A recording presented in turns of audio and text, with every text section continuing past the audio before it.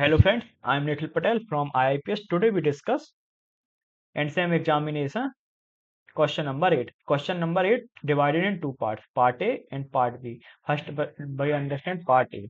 So part A से compare decision tree, random forest and boosting, highlighting strength and weakness of each. So first भी देखते हैं कि decision tree क्या होता है. तो इसका कंसेप्ट होता है ये एक सिंगल ट्री होता है जो कि स्प्लिट डाटा रहता है बेस्ड ऑन रूल. जो एक ट्री होता है सिंगल ट्री होता है जो कि उसका डाटा रहता है एक रूल्स की उसमें स्प्लिट करते हैं. तो डिसीजन ट्री की स्ट्रेंथ क्या होती है कि जो हमारा easy to interpret and visualise मतलब इसको हम इजीली इंटरप्रेट कर सकते हैं और एक विजुलाइज फॉर्म में रहता है. मीन्स एक डिसीजन ट्री के हमें एक विजुअल इसकी पिक्चर रहती है जिससे हम आसानी से विजुलाइज कर पाते हैं और डाटा को इंटरप्रेट कर पाते हैं. इसकी वीकनेस क्या होती है कि ये प्रोन टू ओवरफिटिंग. मीन्स क्या कहते हैं ये हाई वेरिएंस रहेगा मतलब ये ओवरफिटिंग को प्रोन कर देगा. ये हाई वेरिएंस रहेगा. और फिर रैंडम फॉरेस्ट क्या होता है. तो रैंडम फॉरेस्ट होता है असेंबल ऑफ मैनी ट्रीज मतलब जो हमारी ट्रीज होती हैं उनको हम एक सिंगल ट्री का यूज ना करके हम बहुत सारी ट्रीज का यूज करते हैं जिसको हम पैगिंग बोल देते हैं. तो इसमें क्या होता है इसकी स्ट्रेंथ रहती है कि जो हमें ओवर फिटिंग की प्रॉब्लम आ रही थी वो रिड्यूस हो जाएगी और हमें एक अच्छी एक्यूरेसी देगा हाई एक्यूरेसी प्रोवाइड करेगा. पर इसकी कुछ वीकनेस ये हो जाएंगे कि ये स्लो टू ट्रेन मतलब जो हम इसको ट्रेन करेंगे तो वो टाइम लेगा हार्ड टू इंटरप्रेट और इसको इंटरप्रेट करना भी हार्ड रहेगा क्योंकि ये बहुत सारे ट्री को असेंबल करता है. देन थर्ड इज बूस्टिंग जिसको हम इसका एग्जांपल होता है जैसे कि एडा बूस्ट.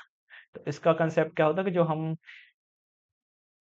असेंबल करते हैं जहां पे tree correct error of previous tree जहां पे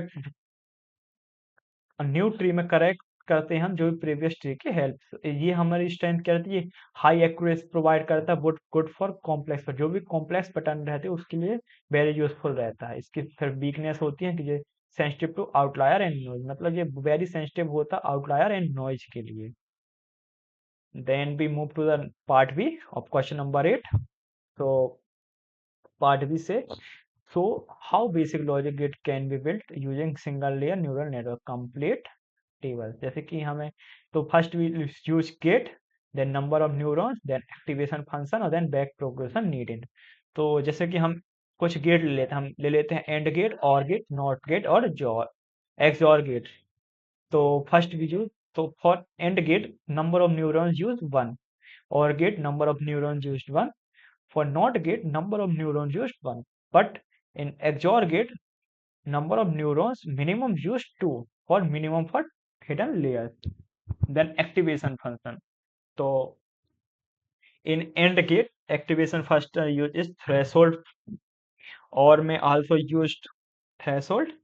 NOT में also used threshold. But XOR gate में हम सिग्मोइड फंक्शन का यूज करते हैं या फिर रेलू फंक्शन का यूज करते हैं बिकॉज ये it is number of neurons is more than 1.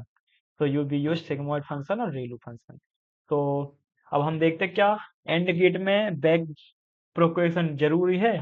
तो नहीं क्योंकि हमारा एंड गेट जो रहता है उसमें नहीं होता क्योंकि एक सिंपल परसेप्ट्रॉन होता है learning rule works.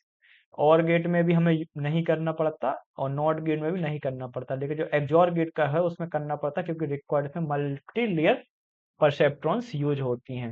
So I hope you guys understand question number 8. Thank you very much.